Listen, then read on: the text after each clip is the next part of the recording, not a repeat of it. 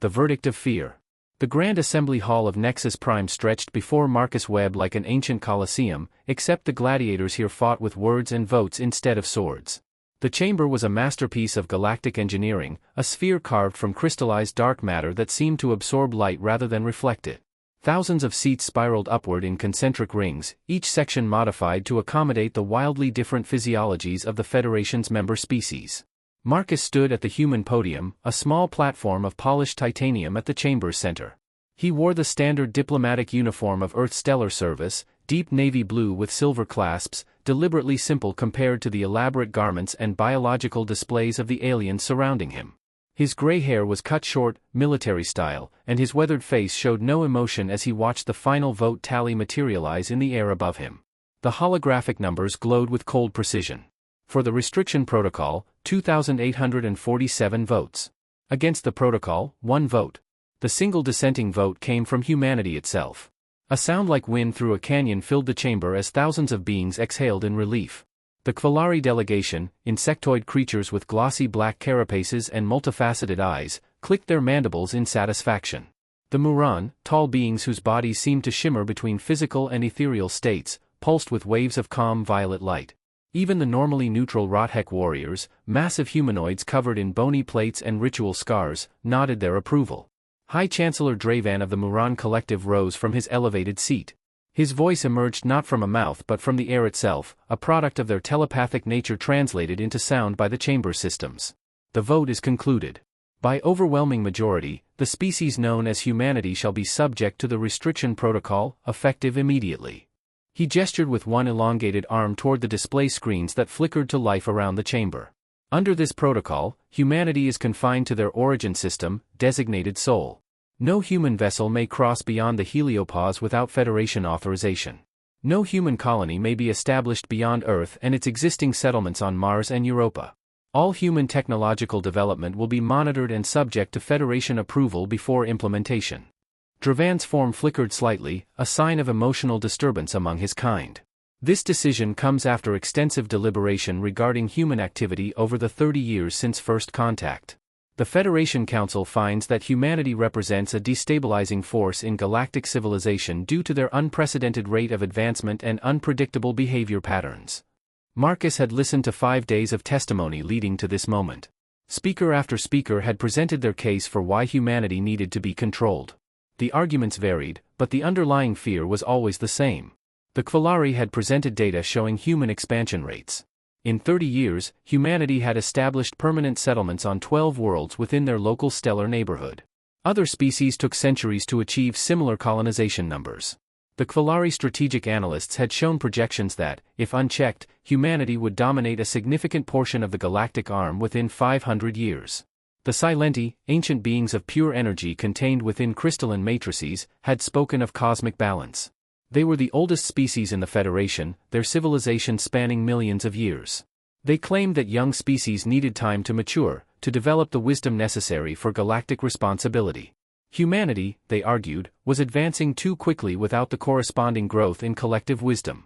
The most damning testimony had come from the Muran themselves.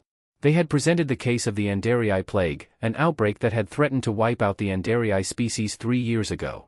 The plague was a genetic weapon left behind by an extinct civilization, a biological puzzle that had defied the Federation's best medical minds for 2 centuries. When the outbreak reached critical levels, the Federation Medical Council had estimated it would take another 50 years minimum to develop a cure. The Andarii were given evacuation protocols and quarantine procedures. Extinction seemed inevitable. Then a human research team asked for access to the data. Dr. Sarah Chen and her colleagues from Earth's Pandemic Response Institute studied the plague for 6 months. They approached it not as a medical problem but as an engineering challenge. They looked at the genetic code not as something sacred and untouchable, but as a system that could be reverse-engineered and modified. In 3 years, they had a cure. Not a treatment, not a management protocol, but a complete cure that saved the Andarii civilization. The galaxy had celebrated for exactly 1 week before the fear set in. If humans could solve in 3 years what had stumped the Federation for 2 centuries, what else might they be capable of? What would they do with that capability? High Chancellor Dravan continued his speech. We implement this protocol not from malice, but from necessity. The Federation has maintained peace and stability for 40,000 years by ensuring that no single species can dominate or destabilize our collective civilization. Humanity's rapid advancement threatens this balance. Marcus Webb stepped forward. The chamber fell into absolute silence. Even the translation system seemed to hold their breath, waiting to hear how humanity would respond to their cage. "Thank you, High Chancellor," Marcus said. His voice was calm, measured, the tone of a man who had expected this outcome and prepared for it. "I have listened carefully to the concerns raised by the member species of this Federation. I understand your fears about what my people might do if left unrestricted. I acknowledge your decision." Relief rippled through the chamber. Many delegates had feared the humans would react with anger or violence. The peaceful acceptance seemed to confirm that containment was the right choice. Marcus continued, "However, I must inform this assembly that humanity formally withdraws its membership from the Galactic Federation, effective immediately." The chamber erupted into chaos. Thousands of voices rose in dozens of languages. The translation systems overloaded, creating a cacophony of overlapping sounds. Dravan's form flared bright red, a sign of extreme agitation among the Muran. "Order!"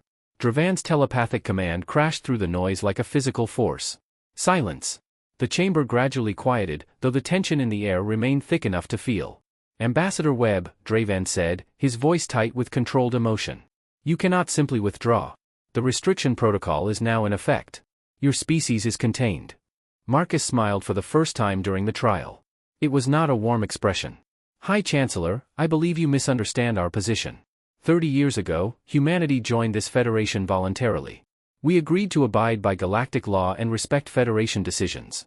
We did so as free beings choosing to participate in a community of equals." He gestured toward the vote tally still glowing above them. "Today, you have voted to remove our freedom. You have decided that we are too dangerous to be treated as equals. You have chosen to cage us like specimens in a laboratory. Very well. But if we are no longer equals in this community, then we are no longer bound by its rules." War Commander Thrak of the Rothek clans rose from his seat. The massive warrior, nearly 3 meters tall and covered in ceremonial battle scars, pointed one clawed hand at Marcus. "You speak of freedom, human, but you are contained. We have enforcement fleets positioned around your system. You cannot leave." Marcus turned to face the warrior directly. "War Commander Thrak, your fleets can certainly prevent our ships from crossing the heliopause. But can they force us to remain members of an organization that just voted to imprison us?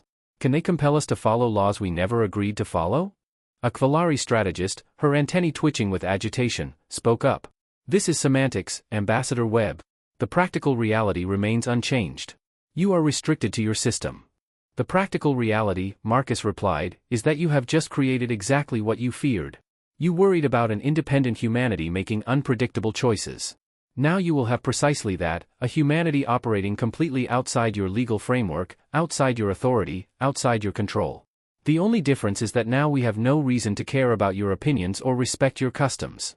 The Silendi Prime, an ancient being whose crystal form pulsed with inner light, descended from the upper levels of the chamber. When it spoke, its voice resonated like music. "Young species, you do not comprehend the dangers that exist in the darkness between stars. There are threats in this galaxy that would annihilate your entire civilization. We offer protection through structure and guidance." Marcus looked up at the floating crystal entity. "Honored Prime, with respect, we have just learned that this structure and guidance comes with chains attached.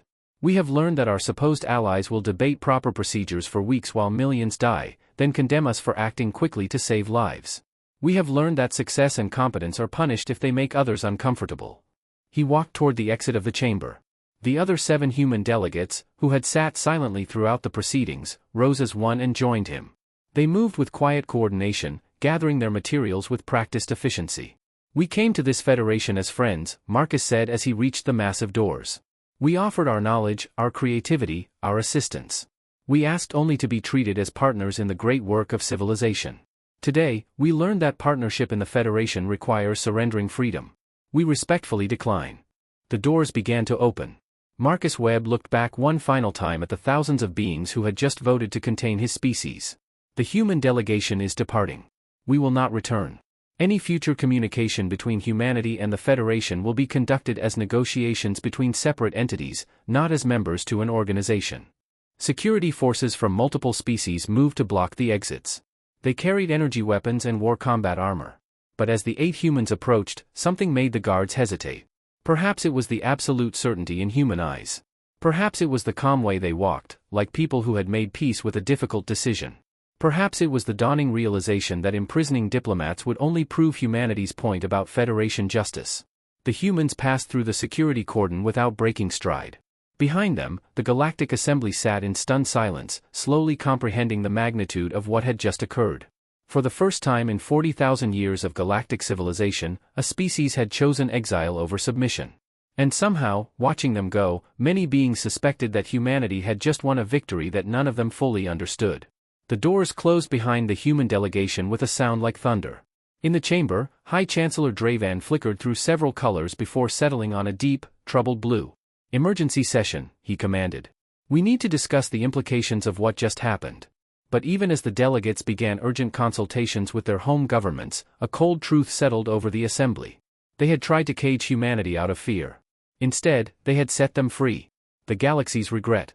8 months had passed since humanity walked out of the Grand Assembly Hall. 8 months since Ambassador Marcus Webb and his delegation boarded their vessels and departed Nexus Prime without looking back. 8 months since the Galactic Federation discovered that containment was far more complicated than a simple vote. Commander Velth of the Kvalari Strategic Defense Force floated in the command sphere of the enforcement station designated Barrier 7. The station was one of 12 massive installations positioned around Sol System's heliopause, forming a perfect containment grid. Each station housed 3,000 personnel and enough firepower to vaporize a small moon. The mission was simple: prevent any human vessel from leaving their star system. So far, the mission had been successful. Not a single human ship had attempted to cross the boundary. The sensors showed normal activity within Sol System. Trade between Earth, Mars, Europa, and the various orbital installations continued as usual. Human communications remained active on their standard frequencies. Everything appeared peaceful and compliant. Velth should have felt satisfied. Instead, her antennae twitched with growing unease. 8 months of perfect compliance from a species that had walked away from galactic civilization seemed deeply wrong. "Commander," her sensor operator called out. "We have another anomaly report from the Rothek monitoring post in Sector 447. Veltha's mandibles clicked in frustration. "Another one? That makes 17 this month. What did they detect?" "Energy signature consistent with human drive systems." The signature appeared for approximately 4 seconds, then vanished completely. No vessel was visually confirmed. By the time the Rothek patrol arrived at the coordinates, there was nothing. "And Sector 447 is where?" 700 light-years from Sol System, Commander. Deep in the neutral buffer zone between Federation and Talvirian space. Velth felt her body temperature drop slightly, an involuntary response to stress among her kind. 700 light-years. Far beyond the reach of any known human vessel. Far beyond the range of standard faster-than-light drives. Yet this was the 17th reported detection of human signatures in impossible locations. "File it with the others," she said quietly. "And send a classified report to Strategic Command. They need to know the pattern is continuing." Across the galaxy, the pattern was becoming impossible to ignore. Human signatures appearing in restricted zones, distant nebulae, uncharted regions where no human vessel should be able to reach. Each detection lasted only seconds. Each one vanished without a trace. It was as if humanity was testing something, probing the edges of known space with technology the Federation couldn't identify or track. But the mysterious signatures were only one of the Federation's growing problems. The economic disruptions had begun subtly, almost imperceptibly. Then they accelerated. On the Muran home world of Thessera, Council member Javan stood before an emergency session of the Economic Coordination Bureau. His form flickered between deep purple and red, colors that reflected profound distress. Before him, holographic displays showed cascading failures across multiple sectors. "The situation is worse than our initial projections," Javan reported.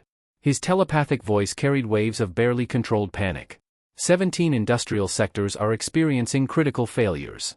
Medical technology, environmental systems, communications arrays, transportation networks, all showing degradation we cannot repair. Bureau Chief Nalera, her form a steady blue despite the circumstances, asked the question everyone already knew the answer to. "What is the common factor?" "All affected systems incorporate human design improvements," Javan admitted. "Over 30 years, human engineers quietly enhanced nearly every aspect of our technological infrastructure. They optimized algorithms we thought were already perfect. They solved efficiency problems we didn't know existed. They made everything work better, and we never bothered to learn how they did it." The chamber fell silent. The Muran prided themselves on their wisdom and knowledge, accumulated over 20,000 years of civilization. The idea that they had become dependent on a species they had known for only 30 years was profoundly disturbing. Can we not simply restore the original systems? One council member suggested. Javan's form flashed bright red. We tried. The original systems cannot handle current load requirements. Our population has grown. Our industrial output has expanded.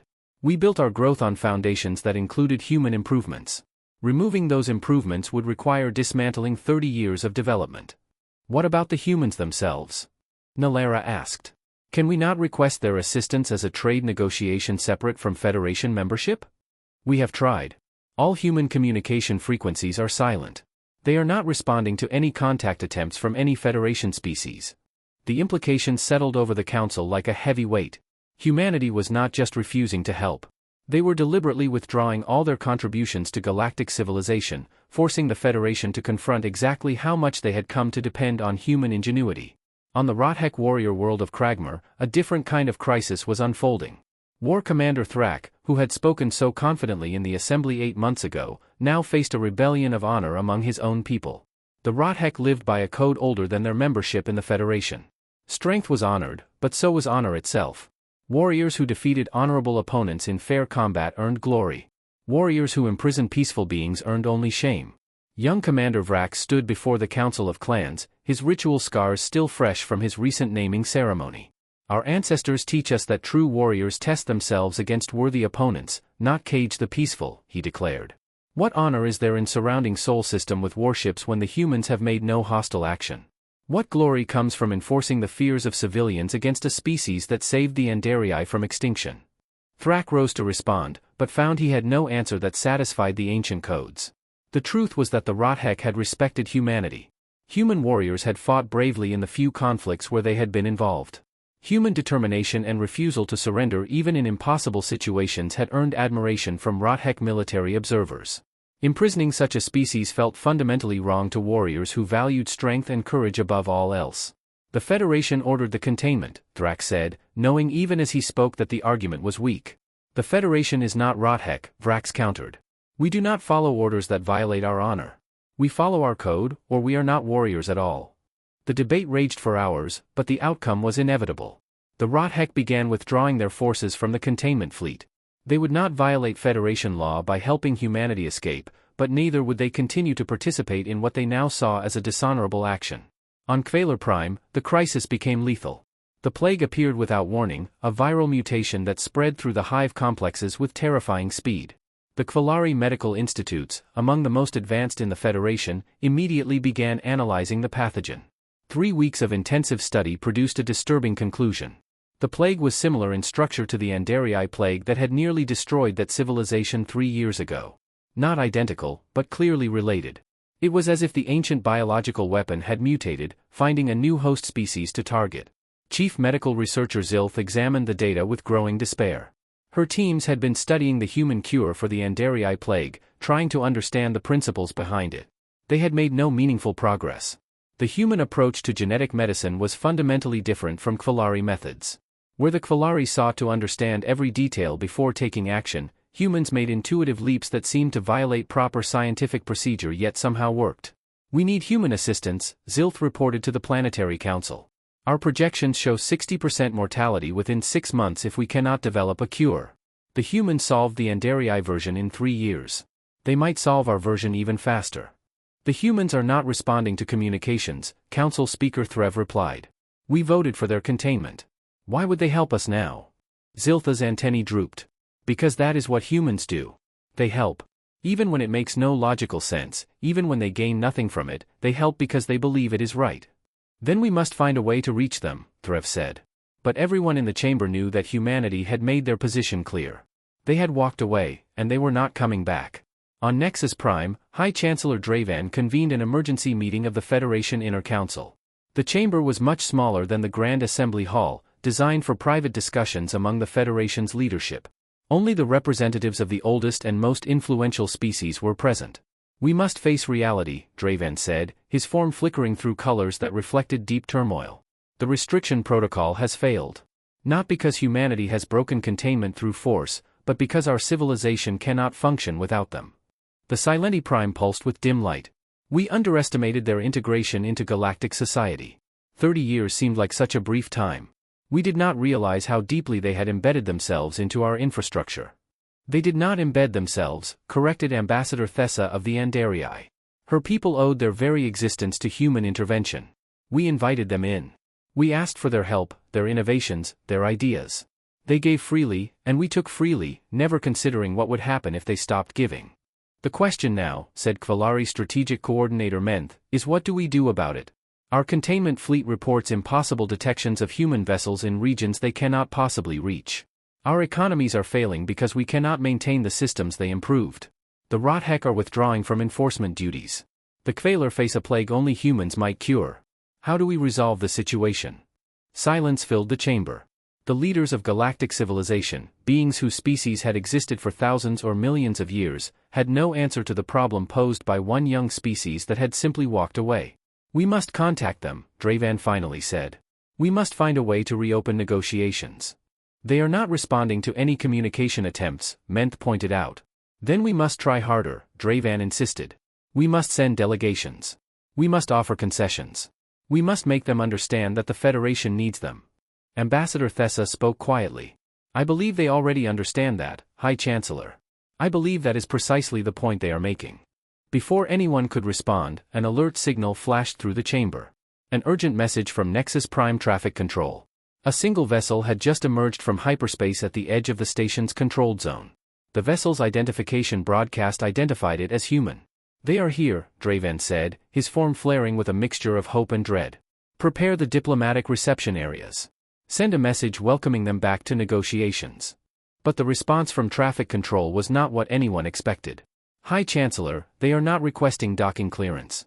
They are broadcasting a single message on all frequencies. They want you to meet them in the Grand Assembly Hall in 1 hour. They say they will wait exactly 1 hour, then depart permanently. Dravan's form flickered through a dozen colors in rapid succession. Send confirmation. I will be there. Exactly 1 hour later, High Chancellor Dravan entered the Grand Assembly Hall. He had sent urgent messages to all Federation members, but there had not been time for delegations to arrive.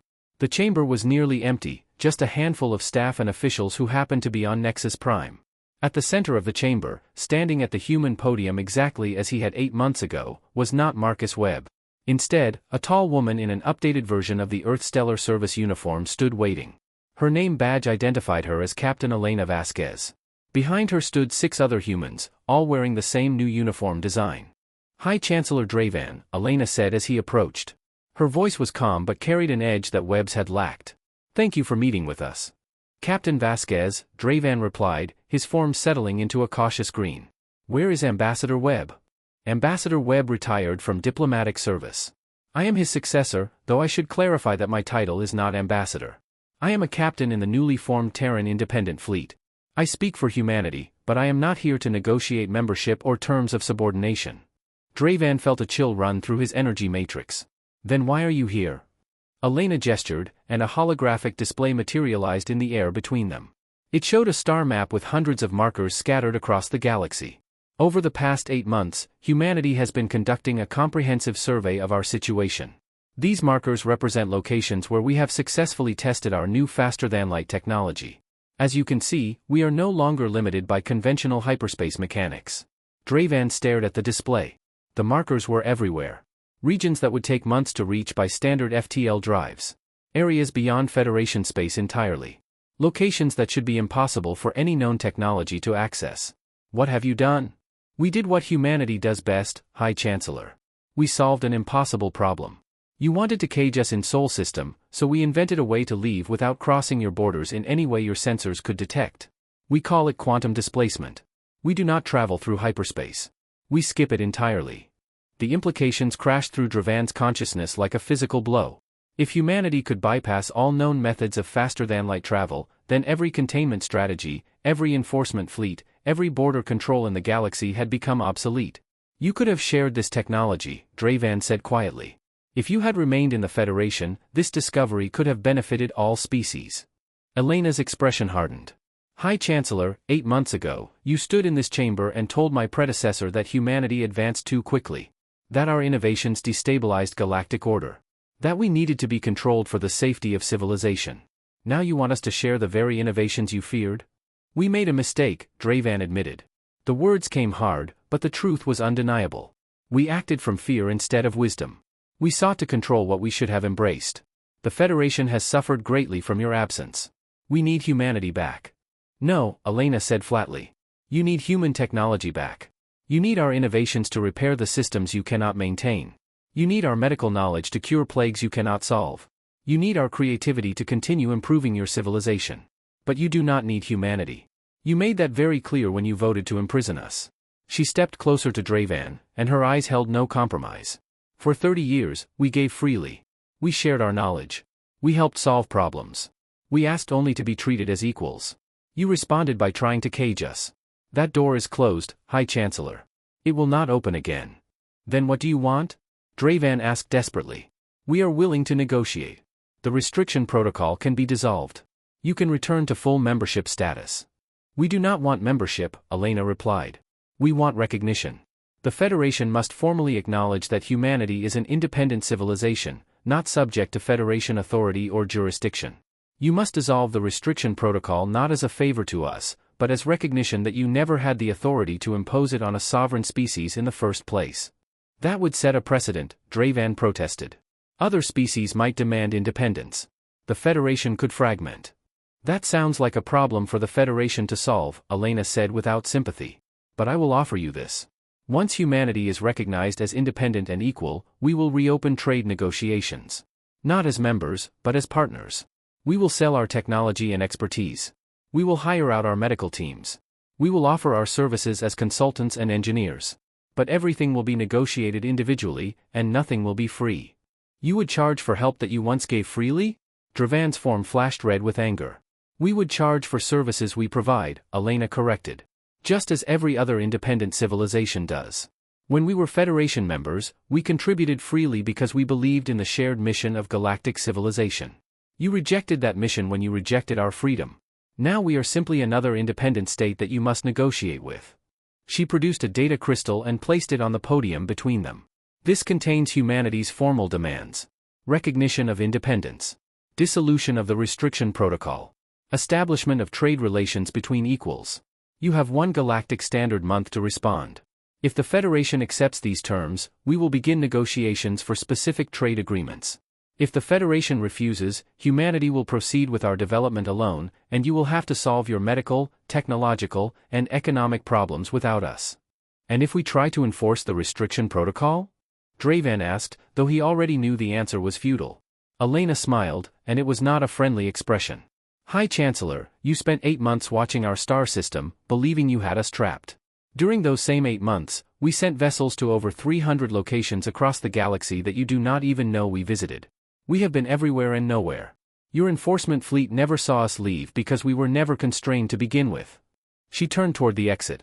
You tried to build a cage for humanity out of fear. Instead, you built a motivation for us to become exactly what you feared most, a species that operates beyond your control, beyond your laws, beyond your reach. The only question now is whether you want that species as a partner or as a stranger. The human delegation walked toward the chamber doors. Dravan watched them go, his form cycling through colors of despair and resignation. 8 months ago, Marcus Webb had walked out of this chamber after the Federation voted to contain humanity. Now Elena Vasquez was walking out after delivering terms that would fundamentally reshape galactic civilization. Captain Vasquez, Dravan called out. She paused and looked back. What if we had not tried to contain you? What if we had trusted humanity to grow and develop freely? Elena considered the question for a moment. Then perhaps we would still be friends, High Chancellor. Perhaps we would have shared our new technology freely, as we shared everything else. Perhaps humanity would have remained a loyal and contributing member of the Federation. She paused. But perhaps is not reality. Reality is the choice you made and the consequences that followed. The doors opened, and the humans departed. Dravan stood alone in the vast, empty chamber, surrounded by thousands of seats that would soon fill with delegates demanding answers. The Silenti Prime materialized beside him, her crystal form pulsing with ancient sadness. They have learned their lesson well, the Silenti Prime observed. We tried to teach them their place in the galactic order. Instead, we taught them that they must stand alone. We tried to show them that young species must submit to older wisdom. Instead, we showed them that fear, not wisdom, guides our decisions. What do we do? Draven asked. For the first time in his long life, he genuinely did not know. We vote, the Silenti Prime replied. We gather the assembly, we present humanity's terms, and we vote. But this time, I suspect the vote will be different. This time, fear will not guide us because we have already seen what happens when it does. One Galactic Standard month later, the Grand Assembly Hall was filled to capacity. Every member species had sent their delegation. The vote was called on humanity's demands for recognition as an independent, sovereign civilization. The holographic display showed the final tally. For recognition of human independence, 2,846 votes. Against, 1 vote. The single dissenting vote came from a minor species on the far edge of Federation space, one that had never encountered humans directly. High Chancellor Draven watched the numbers with a mixture of relief and sorrow. The Federation had learned its lesson, but the cost had been high. Humanity would return to galactic civilization, but not as the eager friends they had once been. They would return as hardened negotiators who had learned that survival meant standing alone. As the assembly dissolved and delegates began departure procedures, Draven received a message from Captain Elena Vasquez. It contained a single line: negotiations may commence. Humanity looks forward to a productive relationship with the Galactic Federation. It was professional, polite, and utterly devoid of the warmth that had characterized Ambassador Webb's communications. Humanity had changed during their 8 months of isolation. They had become stronger, more independent, more capable than the Federation had imagined possible. And the galaxy watched this transformation with a mixture of admiration and horror, finally understanding the truth that had eluded them 8 months ago: you cannot cage the human spirit without making it stronger in the breaking.